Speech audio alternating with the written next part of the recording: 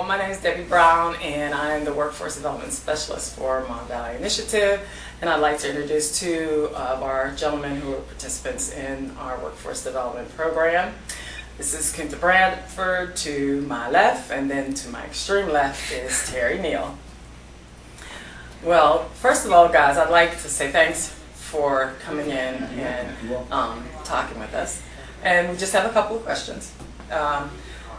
Basically, how did you find out about Mon Valley Initiative and the programs that we offer here? Well, initially, I came to your organization for the purpose of doing resume writing, trying to beef up my job skills, and looking for employment. During that time, the entrepreneurial mindset was being organized, and it was also being offered. So I got on the waiting list for that. But basically, Kunta and I had known each other prior to that from the Halfway House, and we both got involved in the program at the same time. Okay. And I mean, that's pretty much the same thing. I mean, Neil had brought me to the understanding of this particular program and how it could benefit the growth of Family Direct Connect. We're in the beginning stage. There was no company. I don't even think there was a name yet.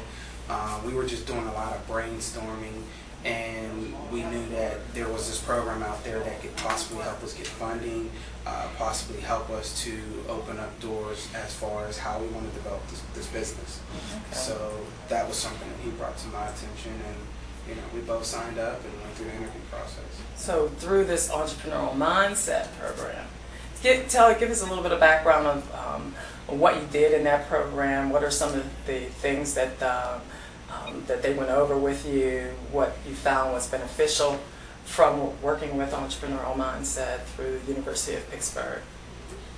Well, I think first of all, I was really impressed with the fact that not only being a part of what Mon Valley was offering, Mon Valley Initiative was offering, but they were affiliated with the University of Pittsburgh. So I felt really pleased to be part of a really credible program that had that kind of reputation behind it. Then as we started getting involved in the program, it's laid out for a 7-month run.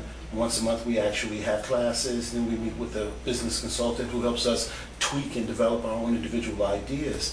As Kunta said, we already had the germination of an idea, we just didn't know how to implement it.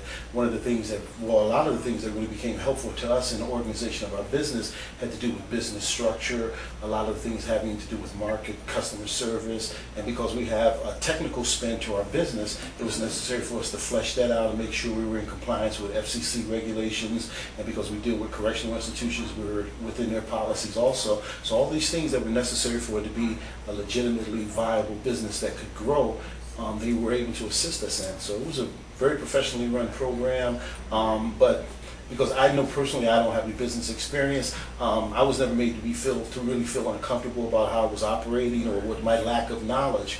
What came out of it was I developed some really great personal relationships with instructors, and it's been growing ever since. Awesome, awesome. Well, tell me a little bit about the business. What's the name of the business? What's the concept? I think Kunta did mention that earlier, but what is it about? The name, the structure, what service do you offer? Okay.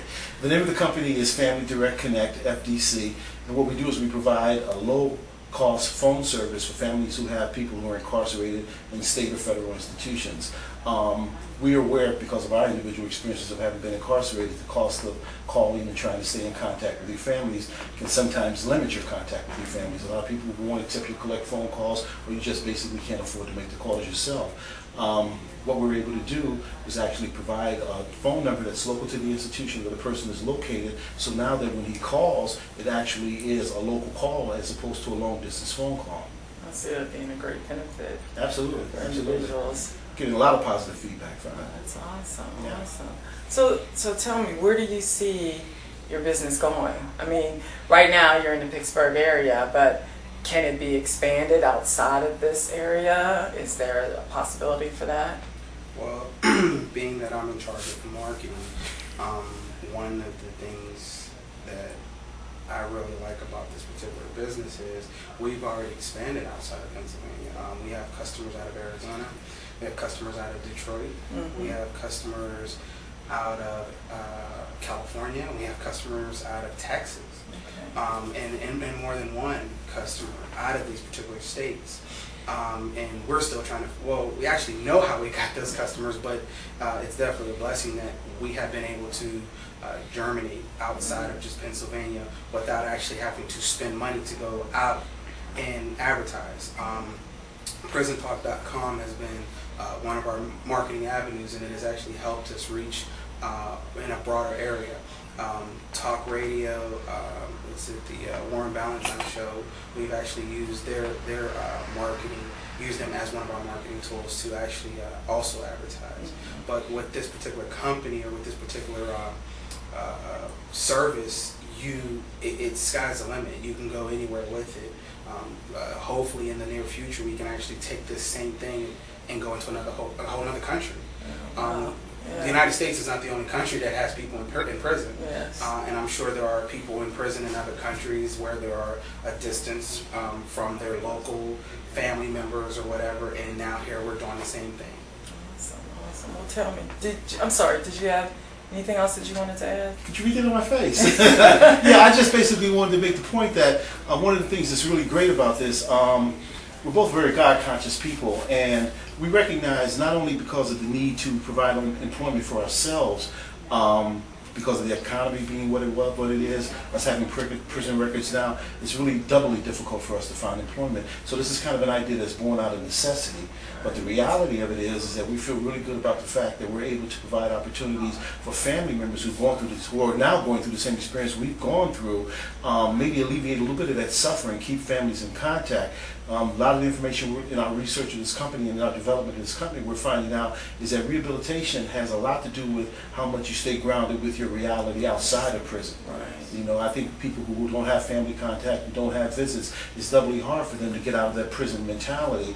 And then there's a lot of anger and frustration built up in that. But I think when you're able to still see your children grow, I think when you're still in a situation where you can contact your mom, your wife, hear their voice even, it makes a big difference in how you feel about yourself and what you want to do when you get out. And definitely not to return. Yeah, So we're able to add a service we feel pretty good about. Definitely, definitely. And I think that's one of the things that makes us a positive contributor to other people who are going through this, is the fact that we went through it.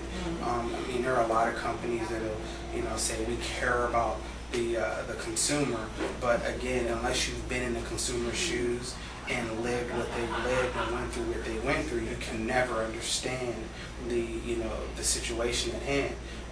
We have lived it. So you take a look at our pricing in 1995. We could hike it up.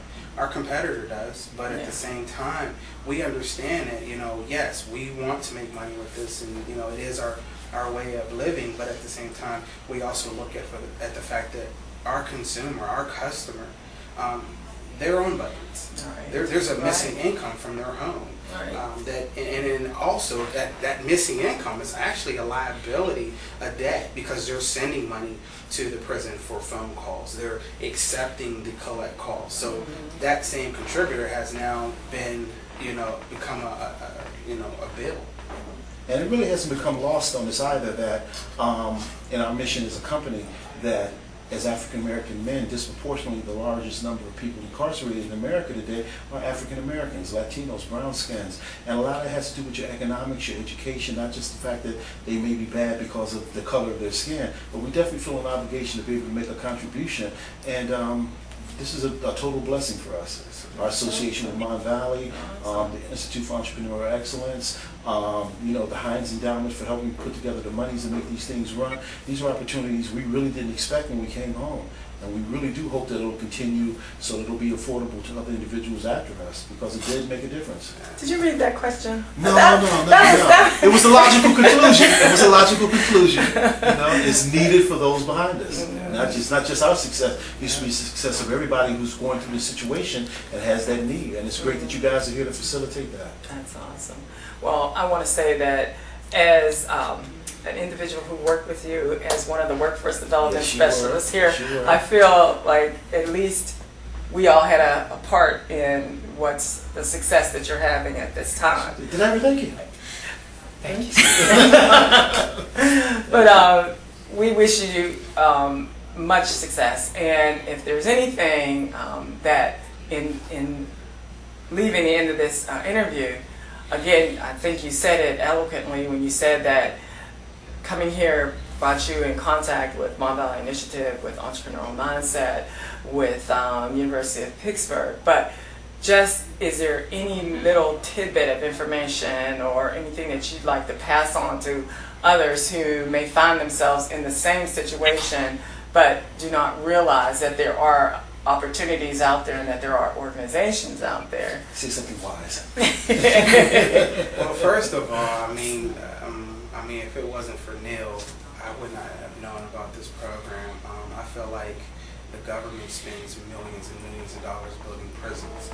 They spend millions and millions of dollars with so many other programs. And not to sound biased, but there are programs for women and there are programs for kids. But the one thing that the society has dropped the ball is really providing something for human beings. I mean, people who are still trying to make a contribution to society and to the United States of America. And this program has been a pilot. There is another program in Texas, actually, that also has done the same thing. And my thing is, I mean, there needs to be more money for these programs, and there also needs to be more publicly promotion to let people know that are coming out of prison that there's a program like this. Because a lot of people don't know. And again, as I said, if it wasn't for Neil, I would have not known. So that is a blessing in itself. But I think, that's something that, the Heinz Endowment or and any other contributor should take a look at this program and see that it is worth any contribution that they want to make as far as monetary or even just time. And there's a direct correlation to the payoff that's going to come as a result of the existence of these programs and the fundings of these sort of endeavors, is the fact that one day we are looking forward in the very near future to hiring individuals. Yes. So we're not just providing opportunities for ourselves and our families, but we're also looking to be able to better someone else's situation coming out. And we would like to hire an ex-offender. We would like to hire a person who's going through some experiences that we've gone through, recognizing how difficult it is for them. But it requires some perseverance to get to this point, because I know I was frustrated by not being able to find a job and I didn't see opportunities, but you can't give up, because the other alternative is recidivism, to return to a situation that's moving backwards. So this has all been about moving forward. Awesome. It's been a great thing. Well, we hope to all continue to move forward together. I want to thank you guys so much for coming. Appreciate it. And I'm sure we'll hear nothing but good things. Family Direct Connect. All right.